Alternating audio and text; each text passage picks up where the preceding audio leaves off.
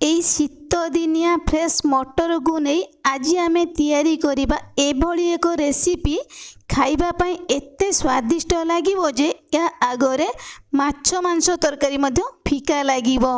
सेई घरुआ मसला देई बनैबा किंतु बनैबा प्रोसेस टिके अलगा रहिबो। नमस्कार मामा किचन ओडिया को आपण मानकु अनेक अनेक स्वागत। एई रेसिपी पई प्रथमे हमकु मटर दरकार। एठी मु फ्रेश मटर 500 ग्राम नहीं जाइए। एबे आमे कौन करवा ना एई भली भाबरे एई मटर छुईकी आमे छड़ेई नहीं जिबा। जेमिति मु गोटिए छड़ेइली तो सेम प्रोसेस रे एठी मु सब मटर छुईकी एई भली भाबरे छड़ेई नहीं जिबी। एई तरकारीटी खाइबा पई एते टेस्टी लागिबो जे तो आपण माने गोटिए थर बनेला परे ही जानि पारिबे। एइटी मु सब मटर को एई भली भाबरे छड़ेई नहीं जाइए। एइटी गोटे मिक्सर जार में नहीं जिबा। ए मिक्सर जार आमे अधा मटर को दबा आउ अधा मटर आमे रखी दबा परे ही ऐड करिबा। एबे आमे कोन करिबा ना कवर देके मिक्सर जार ए मटर को आमे दरदरा करिके बाटिके नहीं आसीबा। अधिक फाइन पेस्ट बिल्कुल भी करिवेनी, भलो लागिबोनी। तो एई भली भाबरे दरदरा करिके बाटिके नहीं आसीबे। एबे आमे कोन करिबा ना ए मटर पेस्ट को गोटे छोट बाउल ले रखी दबा। तापर आमे एई मटर तरकारी पाई गोटे मसला बनैबा। सेम मिक्सर जार एबे आमे देई दबा गोटे बड़ चामच धनिया, आधा इंच रो देई दबा आमे अदा, 8 रु 10 पाखुड़ा रसुण देई दबा, 2टी कंचा लंका देई दबा।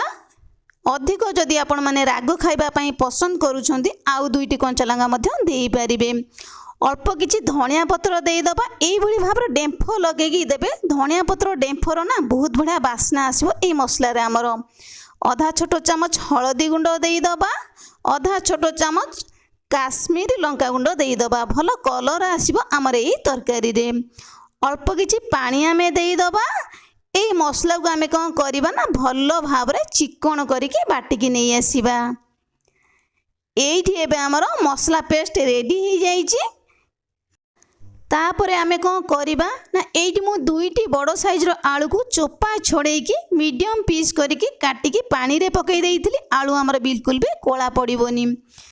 आलू जदि दबा पई चाहू नाहंती तरकारी रे न देई मध्य पारिबे, किंतु देले आलू ना तरकारीटी खाइबा पई भलो लागिबो।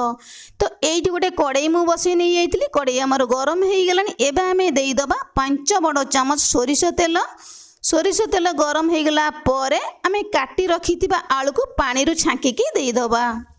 गैस रो फ्लेम को एबे आमे मीडियम रखिबा। एबे आमे देई दबा अल्प किछि लूण बा स्वाद अनुसार लूण। तापरे आमे आलू को भलो भाबरे टिके तेल सहित मिसेकी एई भली भाबरे गोळेई नै जिबा। बिल्कुल भी आलू को आमे घोड़ेइबानी। एमती आमे किछि समय खोला रे छाड़ी दबा। आलूटा हमर लाल हेकी भलो भाबरे भाजी हेई जिवो। तो एइठी आपण माने देखि पारुथिबे आलूटा हमर भलो भाबरे लाल हेकी भाजी हेई गलानी। गोटे प्लेट को आमे ए आलू को बाहर कोन नै जिबा।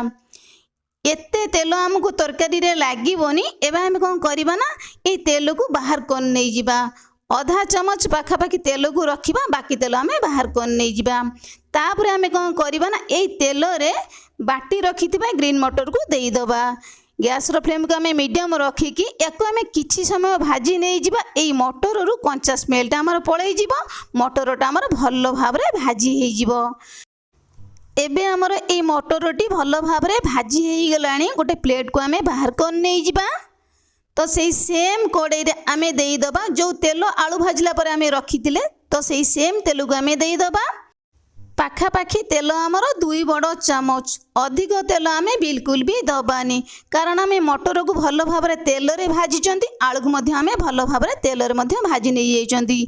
अल्प किछि जीरा आमे देई दबा। जीरा फुटी गला परे गोटिए पियाज को एकदम छोटिया छोटिया करी काटिकी देई दबा।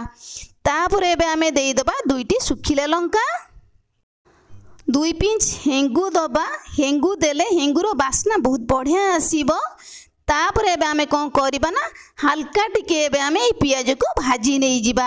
लाल करके बिल्कुल भी पियाज को आमे भाजीबानी। पियाज र खाली कंचा स्मेल पळेई जिवो सेही पर्यंत आमे पियाज को भाजी नै जिबा। तापर एबे आमे देई दबा 2टी बड़ साइज रो टमाटो को एकदम छोटिया छोटिया करी काटिकी देई दबा। पियाज आउ टमाटो को एबे आमे कौन करिबा ना मिसेई भल भाव टिके भाजी नहीं जिबा। टमाटो हमर सॉफ्ट हो जिवो, पियाज हमर टमाटो सहित मिसिके आउ टिके भल भाव भाजी हो जिवो। एबे आमे देई दबा स्वाद अनुसार लूण आधा छोटो चामच। टमाटो पियाज एबे हमर भल भाव हेई गलानी। तापर एबे आमे देई दबा बाटी रखिथिबा मसला को। तो से मिक्सचर जार अल्प किछि पानी देकी आमे मसला रे देई दबा। गैस रो फ्लेम को आमे मीडियम रखिबा। एबे आमे कोन करिबा ना एको आमे भलो भाबरे किछि समय कसी नै जिबा। मसला रो हमर तेल जेमति सेपरेट हे जिवो। 5 रु 7 मिनिट आमे एई भली भाबरे गोळेई की मसला को कसी नै जिबा।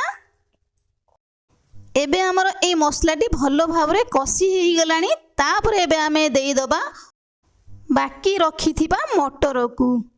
एमिति देई देले कौन हब ना मटर मसला हमर आउ टिके भल भाव कसी हो जिवो। एई मटरटी हमर मसला सहित मिसिकी भल भाव मध्य सिझी जिवो।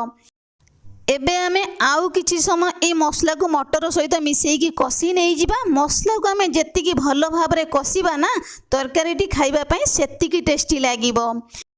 तेणु करी बारंबार पानी देकी मसला को कसिले ना तरकारीटी खाइबा पई भलो लागिबोनी। मसला को जेतिकी भलो भाबरे आमे कसिबा तरकारी रो टेस्ट सेतिकी ही आसीबो। तो एइठी एबे हमर ए मसलाटी भलो भाबरे कसी हेई गलानी। मसला रो हमर तेल अलग हेई जाईची, मटर मध्ये हमर भलो भाबरे सिझी गलानी। एबे आमे कोन करबा ना जो पेस्ट बनेकी भाजी की रखले मटर को आमे एइठी एबे देई दबा। तापर आमे कौन करिबा ना भाजी रखिथिबा आलू को आमे ये मसला मसली सहित देई दबा। आउ किछि समय आमे आलू ए मसला मसली के भलो भाबरे मिसेई की कसी नै जिबा। एइठी आपण माने देखि पारुथुबे मु जो मसलाटा को कसिली बिल्कुल बारंबार पानी देकी मसला को मु कसिनी।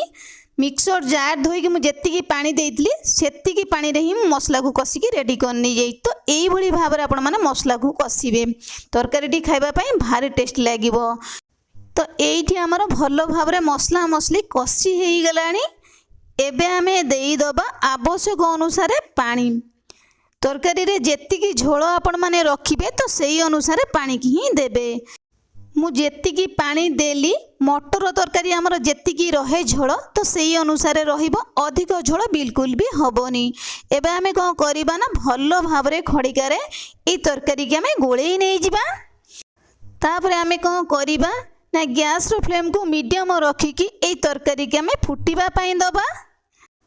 ए तरकारीटी को बनेइबा अति सहज, खाइबा पई एते स्वादिया लागिबो जे से भात हेउ कि रुटी परोटा पूरी सबुथिरे जमी जीवो।